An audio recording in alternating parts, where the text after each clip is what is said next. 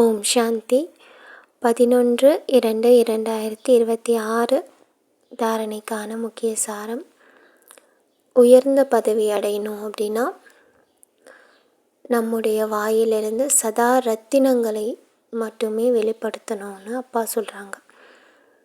அதாவது எல்லா ஆத்மாக்களிடமும் இனிமையான வார்த்தைகள், அன்பு நிறைந்த வார்த்தைகள், ஆறுதலான வார்த்தைகள், மனதிற்கு குளிர்ச்சி அளிக்கக்கூடிய வார்த்தைகள் மட்டுமே நம்ம ஆத்மாக்களிடம் பேசணும்.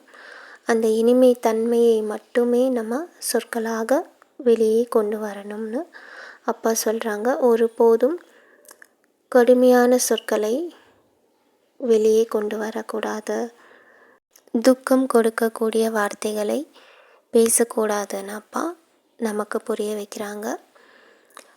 மனம் சொல் செயலால் அப்படிப்பட்ட கர்மம் செய்யணும். அதாவது எண்ணம் சொல் செயலால் எல்லா ஆத்மாக்களிடமும் இனிமை தன்மையை மட்டுமே நம்ம வெளிப்படுத்தணும்னு அப்பா புரிய வைக்கிறாங்க. மரியாதா புருஷார்த்தம் தெய்வீக மரியாதைகள் உள்ள உத்தமர்களாக மாறணும் அப்பா நமக்கு புரிய வைக்கிறாங்க. அடுத்ததாக இந்த கடைசி பிறவியில் தூய்மையாவதற்கான உறுதிமொழி எடுத்துக்கொள்ளணும். அனைத்து ஆத்மாக்களுக்கும் இது கடைசி பிறவி. எனவே இந்த கடைசி பிறவியில் எந்த ஒரு விகாரத்திலும் சிக்கிக்கொள்ளாமல் நம்மை நாம் காத்து அந்த தூய்மை அடைவதற்கான உறுதிமொழியை நம்ம எடுக்கணும்னு தந்தை சொல்கிறாங்க.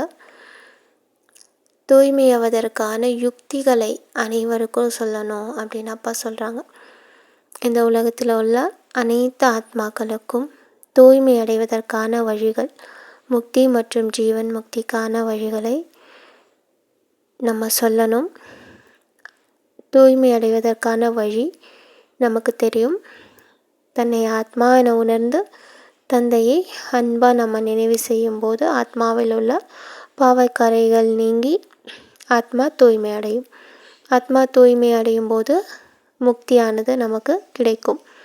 ஜீவன் முக்தி நிலை அடையணும்னா அந்த தூய்மையோடு சேர்த்து தந்தையிடமிருந்து தெய்வீக குணங்களையும் சக்திகளையும் நம்ம தாரணை செய்யும்போது ஜீவன் முக்தி நிலையையும் நம்ம அடையலாம். அப்போது இந்த முக்தி ஜீவன் முக்திக்கான வழிகளை நம்ம அனைத்து ஆத்மாக்களிடமும் போய் சேர்க்கணும். தந்தையினுடைய அறிமுகத்தை சொல்லி அவர்களையும் தூய்மை அடைய வைத்து நல்வழிக்கு கொண்டு வரணும்னு தந்தை சொல்கிறாங்க. ஓம் சாந்தி.